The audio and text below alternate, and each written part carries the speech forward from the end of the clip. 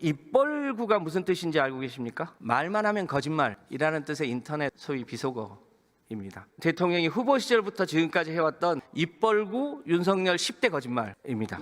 한번 들어보십시오. 첫 번째, 21년 5월달 내 장모가 사기당한 적은 있어도 남에게 10원 한 장 피해준 적 없다. 검찰이 상당히 봐줬음에도 불구하고 구속됐었죠. 둘째, 윤석열 검찰총장 시절에 자신의 직속 부하인 손준성 검사가 작성한 고발 사주 문건에 대해서도 후보 시절에 뻔뻔하게 괴문서라고 거짓말을 한 적이 있습니다. 셋째, 윤석열 씨는 대선 TV 토론 때 손바닥에 왕자를 쓰고 나온 적이 있습니다. 동네 할머니가 써줬다고 하는데 믿을 수가 없는 얘기죠. 이 얘기가 김건희 씨 무속 논란으로 번지자 뭐라고 했냐면요. 우리 집사람은 어릴 때부터 교회에 열심히 다녀서 구약을 다 외운다고 했습니다. 구약이 총 몇 자인지 아십니까? 270만 자입니다. 무속을 신봉하는 김건희 씨가 외운다고 했습니다. 거짓말이겠죠. 네 번째, 관훈 토론회에서 윤석열 씨는 김건희 씨의 도이치모터스 주가 조작에 대해서 오히려 4천만 원을 손해봤다고 거짓말을 했습니다. 진실은 국민들이 이미 알고 있습니다. 다만 수사가 안 되고 있을 뿐이죠. 다섯째, 윤석열 후보는 특검을 왜 거부합니까? 죄를 지었으니까 거부합니다.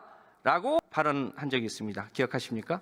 네. 그런데 대통령은 임기 중에 자신과 배우자에 대한 특검법에 대해서는 모두 거부권을 행사했습니다. 여섯째, 22년 9월 달에 미국을 방문한 윤석열 대통령은 국회에서 이 XX들이 승인을 안 해주면 바이든은 쪽팔려서 어떡하나 라는 발언을 한 적이 있습니다. 그런데 국민들은 바이든이 아니라 날리면이라는 해명을 들었습니다. 이른바 전 국민 청력 테스트를 한 적이 있습니다. 기억하십니까?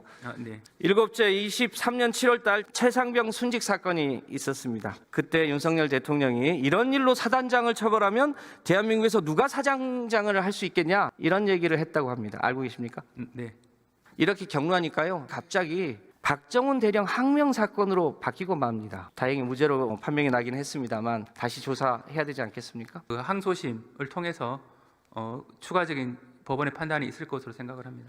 여덟 번째입니다. 24년 6월 달에 동해에서 140억 배럴에 달하는 석유와 가스가 매장되어 있다고 대통령이 직접 브리핑을 한 적이 있습니다. 최근에 산업부가 경제성이 없다고 발표했습니다. 아홉 번째, 24년 11월 달에 명태균 씨와 관련해서 선거 개입 의혹이 있었습니다. 윤석열 대통령은 부인을 했습니다만 통화 녹취가 공개되면서 거짓말임이 사실상 들통이 났습니다. 마지막 열 번째입니다. 12선 내란 세태 관련한 거짓말입니다. 계엄령은 야당 경고령이었다로 시작해서 호수 위에 달 그림자를 쫓는 느낌까지 든다는 주장까지 헤아릴 수 없는 거짓말을 했습니다. 입벌구 대통령, 입벌구 정권이 되고 마른 거 아닌가 싶습니다.